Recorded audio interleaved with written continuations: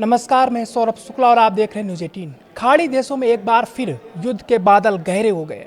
America और Iran के बीच चल रहा अस्थायी सीजफायर पूरी तरह से टूट चुका है। अमेरिकी सेंट्रल कमांड ने ऐलान किया है कि उसने होर्मुज जलडमरू मध्य में ईरान की घेराबंदी यानी नौसैनिक नाकेबंदी फिर से शुरू कर दी है। इतना ही नहीं, अमेरिका ने ईरान के सैन्य ठिकानों पर ताबड़तोड़ मिसाइलें भी बरसाई हैं। इसके जवाब में ईरान ने भी चुप बैठने के बजाय ऑपरेशन अल नसर 2 शुरू कर दिया है और अपनी सबसे खतरनाक मिसाइलें समंदर में दाग दी हैं। इस कदम से पूरी दुनिया में हड़कंप मच गया है और ग्लोबल मार्केट में तेल संकट का खतरा फिर से बढ़ गया है।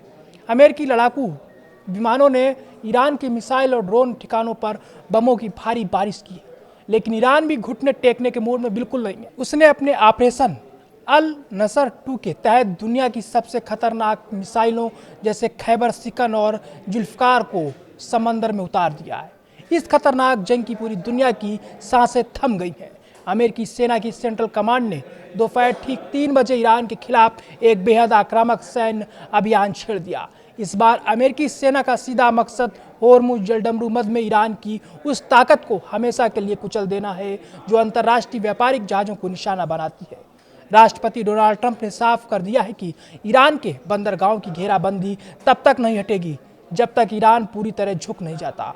अमेरिकी हमलों में ईरान के तटीय रक्षा तंत्र, मिसाइल बेस और ड्रोन सेंटर्स को भारी नुकसान पहुंचने का दावा किया गया है। अमेरिका की इस आक्रामक कदम के बाद ईरान के पैरामिलिट्री रिवोल्यूशनरी गार्ड ने मोर्चा संभाल लिया।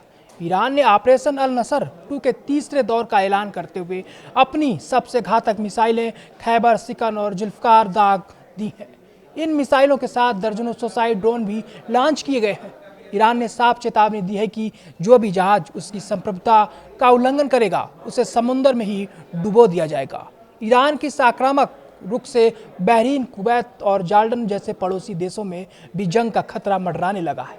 मध्य पूर्व में गहराते तनाव के बीच ईरान के IRGC ने बहरीन और कुवैत में सैन्य ठिकानों पर हमले का दावा करते हुए एक सनसनीखेज बयान जारी किया है। IRGC के आधिकारिक बयान के अनुसार उनके बलों ने बहरीन के शेख ईसा बेस पर बड़ी कार्रवाई करते हुए दुश्मन के जहाजों और लड़ाकू विमानों के पुर्जों व हथियारों से भरे कई गोदामों को पूरी तरह नष्ट कर दिया है। साथ ही कुवैत के अली अल सलेम बेस पर भी हमला कर उस रनवे को निशाना बनाया है जहां अमेरिकी MQ-9 ड्रोन तैनात थे, जिसके परिणाम स्वरूप वहां मौजूद कई टोही ड्रोन पूरी तरह तबाह हो गए।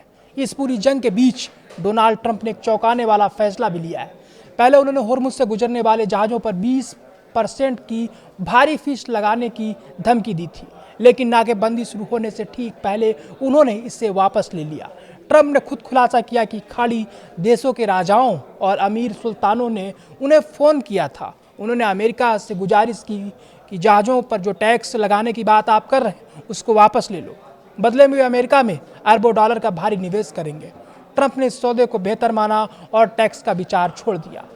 होर्मुज जलडमरू मध्य सिर्फ एक समुद्री रास्ता नहीं है, बल्कि यह पूरी दुनिया की लाइफलाइन है। जंग से पहले दुनिया का 20% कच्चा तेल और गैस इसी सकरे रास्ते से होकर गुजरता था। जब फरवरी में अमेरिका और इजराइल ने मिलकर ईरान पर पहला हमला किया था, तब यह रास्ता पूरी तरह ठप हो गया था। उस समय दुनिया भर में तेल और अनाज की कीमतें आसमान पर पहुंच गई थी। अब एक बार फिर इस रास्ते पर बारूद बरसने की वैश्विक अर्थव्यवस्था के डूबने का खतरा पैदा हो गया है। दोनों देशों के बीच 60 दिनों का जो अस्थायी शांति समझौता हुआ था, वह अपने आधे सफर में ही दम तोड़ चुका है। इस समझौते के तहत बातचीत के जरिए परमाणु कार्यक्रम और समुद्री विवाद को हमेशा के लिए सुलझाना था, लेकिन दोनों देशों की जिद ने इसे मलबे में तब्दील कर दिया।